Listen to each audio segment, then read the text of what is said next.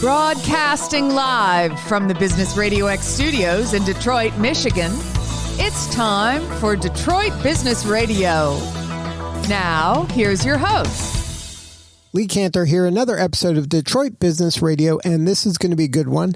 Today we have with us Tina Williams with QT Business Solutions. Welcome, Tina. Hi, thank you for having me, Lee.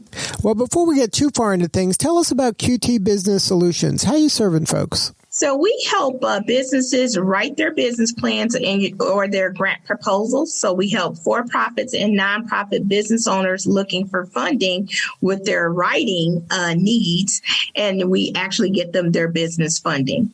So how'd you get into this line of work? What kind of drew you to the entrepreneur? Well, I'm an ex-banker. I used to work at Chase and Fifth Third. And a lot of times I saw that we had really great business owners. And sometimes they would come to the bank not prepared to apply for a business loan. And what people don't understand is bankers can't really help you get the loan because then we would be liable. So you have to kind of come to the bank already prepared with why you need the money, how you're going to spend the money, and how you're going to create those additional revenues to pay yourself, your employees, and of course the bank back already together. And isn't it, I don't want to say funny, but it's kind of funny that they don't realize that. To start a business is a big deal and it's complicated and there's a lot of moving parts, and to not think you would need some paperwork to get someone to give you money is a little bit of a disconnect, right? It's a disconnect. You know, I would say we have a lot of beautiful business owners, and we get out there and we put our feet to the ground. We grind, and we might not be proficient in creating financial projections, those financial projections, putting P&Ls together, putting your QuickBooks together. That might not be their strong suit. And so sometimes you just don't know what you don't know. And when you go into the bank, I used to get a lot of people coming in asking, well, how much money can I get? And then I say, well, can I see what you have? How do you make your money? What are your projections? They don't, it's like a deer in headlights, and it's overwhelming because, of course, they're doing excellent at their business. They just don't know how to put that paperwork together. Right. And that really, I talk to a lot of business folks, and that's not that uncommon. even if businesses of a fairly large size, they don't have their books together as well as you might expect. That happens a lot. I get a lot of truck drivers. I have a lot of truck drivers as clients, older gentlemen or guys just doing their job. Those guys make good money. They make like $10,000 a week sometimes by themselves in their own truck. However, in that industry, they may not be the one that can put together a great written business plan. So for an example, I had an older gentleman. He does gravel hauling. He makes good money. You pick up the bricks on this side of the construction site, and you drive like a minute or two over, and they drop the bricks, and that's $280 a load. So he was making by himself about $10,000 a week, $40,000 a month. But he needed some more money to get another gravel haul tractor, and also the trailers to go with that. The customer that was paying him, he was a minority, actually asked him, could he get 10 trucks because they needed another minority. They needed a minority provider to provide the services.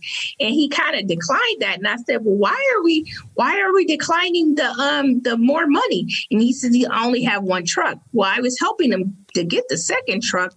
But then I said, well, do you have 8 other friends that have trucks? Because then you can just subcontract the jobs out.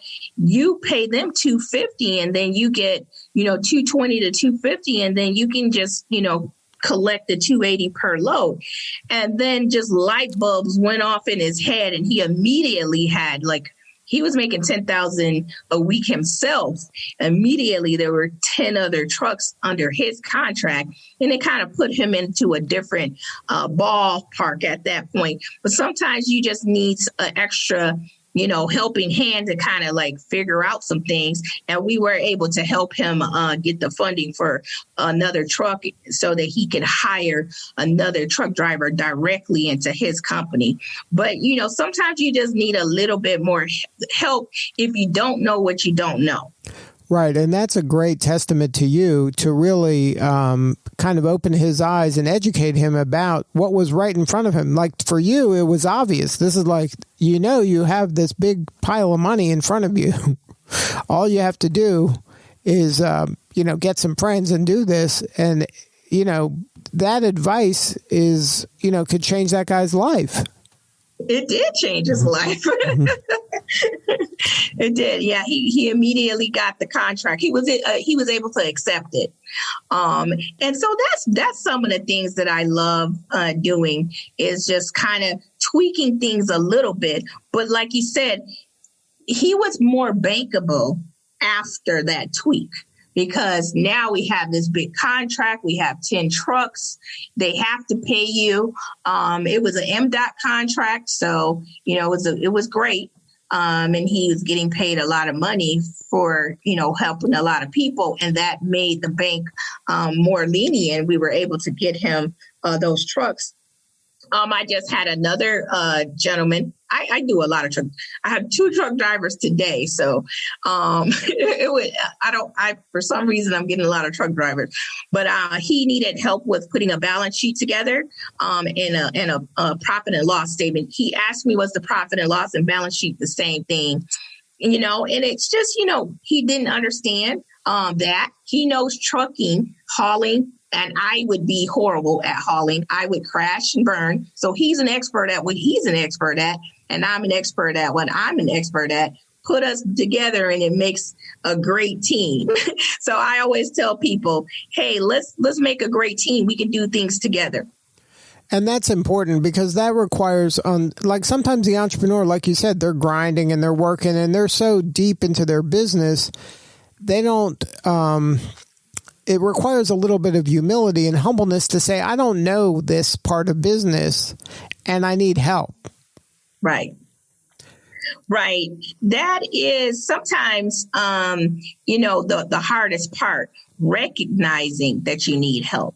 It's amazing. You can get yourself, you can make some good money, but you can make some bad decisions. Another truck driver had another young gentleman. He hired some people into his company. He had a Penske fleet lease, and a lot of the drivers kind of, broke up his trucks, and he didn't have the proper insurances in place, and those are things that you find out that you need while you're writing your business plan. So we got to kind of know. We're going to have this insurance before we let anyone step on the inside. And sometimes you might not know that because if you haven't been in business for a while, these are things that could blindside you. So it's very important that you talk to experts before you do things. And sometimes that's the hardest thing because we might not want to admit that we might need a little bit of help. But I promise you, a lot of times it's cheaper to ask for the help up front than it is to try to fix some things after things have happened.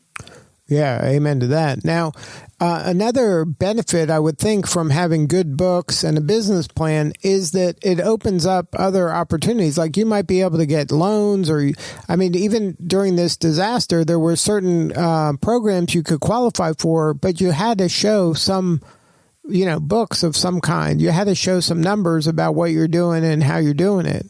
Yes. So we got a lot of our clients, the economic injury disaster loans. Some of them are qualified for the grants that were available prior to them discontinuing that. And then we got a lot of people, the Paycheck Protection Program loans. Now we're actually helping people fill out their Paycheck Protection Program loan forgiveness applications because they're coming up due shortly.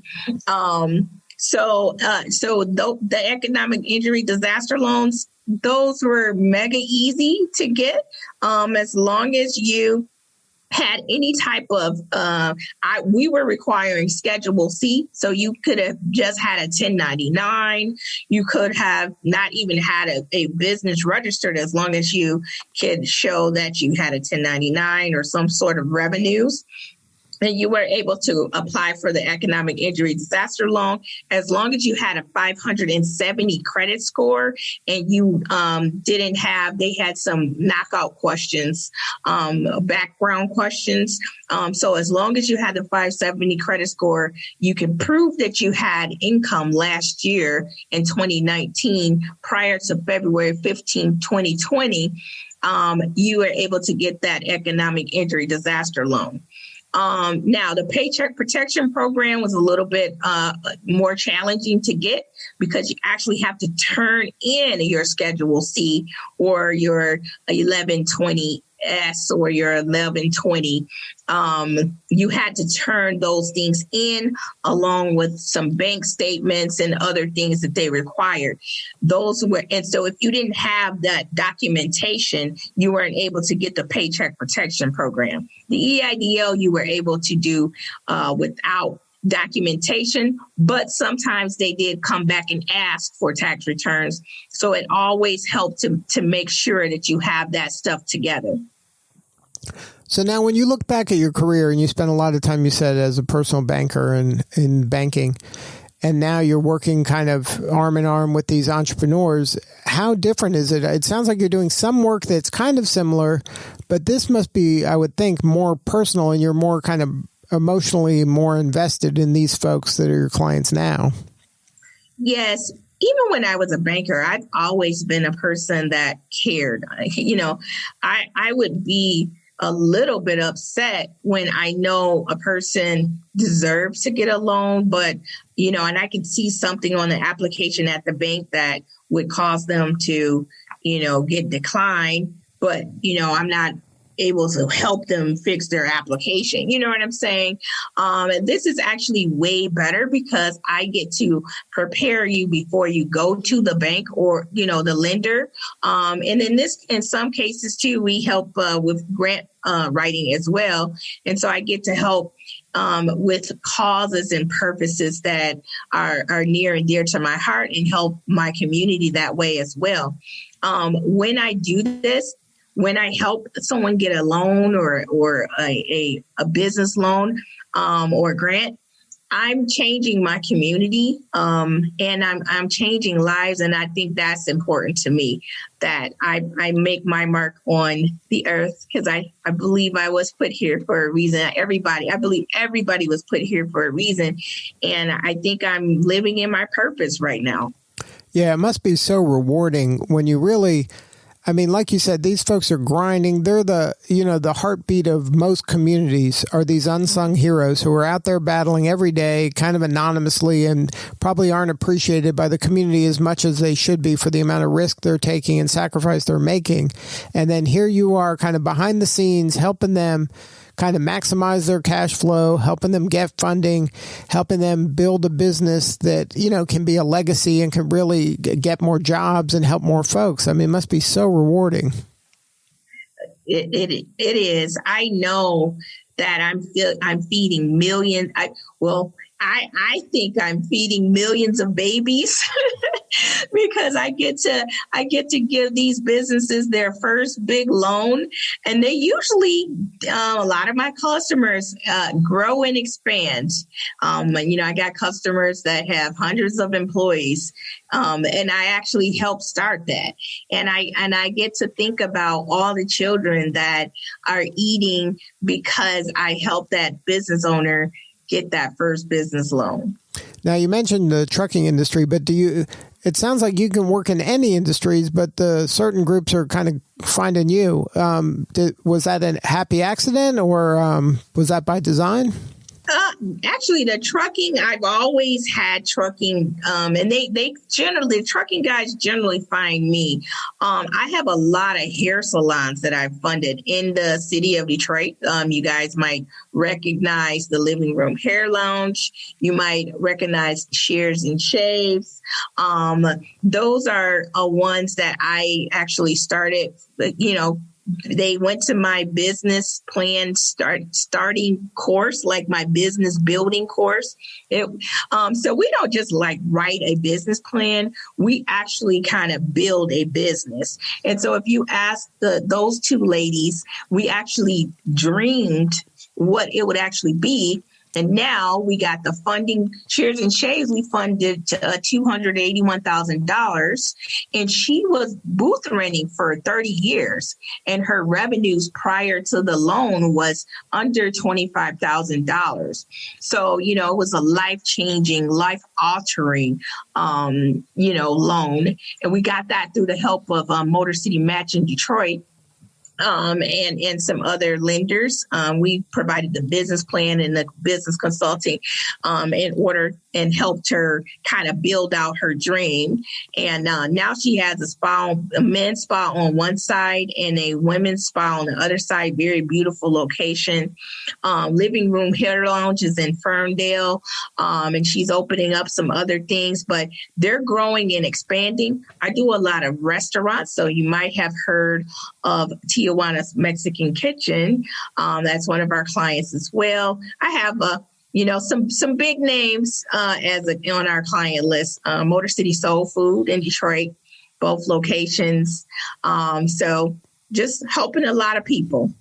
Yeah, it's so important to have folks like you and your team out there working on the behalf of these entrepreneurs, doing something that is so critically important, but it's something that may not be their expertise. And to have somebody like you watching their back is really, that's make or break. If they don't have the right advice in this side of their business, they can easily go out of business. During this age too, with COVID, what happened during COVID, a lot of people, I just kept going on Facebook Live and going through the applications and just showing people how to do it because we were getting hit hard. And then I just kept asking people just to call. We didn't even charge our normal fees. I mean, we charged $250 for these applications. Where, we're used to charging thousands of dollars for our business plans, but we were just out there. If you came in and you needed help, we didn't even charge. I was taking a loss to pay my employees to help the community. So we were getting hit hard, but I'm so proud to say a lot of our people got PPP. A lot of our people got EIDL. A lot of people, we got to help them apply for a lot of those grants that were available. The Michigan Restart Grant. There were just a bunch of different grants locally that we help people apply for. And a lot of our people are doing just fine. So now, what is kind of the pain that a client is having or prospective client is having right before they call you? Like, what is a symptom that they can say, hey, that I'm going through that. Maybe I should call Tina and her team? So most of the time we get a call when a banker has asked them for a business plan. So a formal business plan is a symptom. If you know you don't have one and you want to get one and you don't want to try to figure out how to do it yourself, that's when you call us. And then we generally can help you through everything else. But even if you don't need a business plan, we have customers that have really great business plans, but they just need some structure. where to go. How do I set up my QuickBooks? How do I set up payroll so that I can pay my employees? Those types of deals will be able to assist. So we just ask just to call. We give free consultations. They're free. And when I say educational, I mean educational. I actually don't care if the person doesn't buy. What I care about is changing their life with some knowledge that I may have for them. So that's what I'm asking for when they call in. And then, hey, if you do business with us, that's great as well. Yeah, well, you can see that your heart is so into this and that you really care about people and care about making a difference. Congratulations on all your success. Thank you so much. And thank you so much for having us out, today. We really appreciate this. Now, if somebody wanted to learn more about some of the services you offer and maybe some of the consulting and coaching you do, what is the website and the social media kind of coordinates to find you? Okay, so they can text if they want to just get some information sent to them. They can text COVID loan, no spaces, to 33444. They can also visit us at qtbizsolutions.com. That's Queen Tom Boy Igloo Zebra Solutions.com. Or they can just, go on our YouTube, just Google QT Business Solutions YouTube, and you'll see a lot of stuff pop up. And, just look at, I give a lot of free information, a lot of videos on that YouTube channel. That's just there for their enjoyment. Well, again, thank you for sharing your story today. You're doing important work and we appreciate you. Thank you so much. All right. This is Lee Cantor. We will see you all next time on Detroit Business Radio.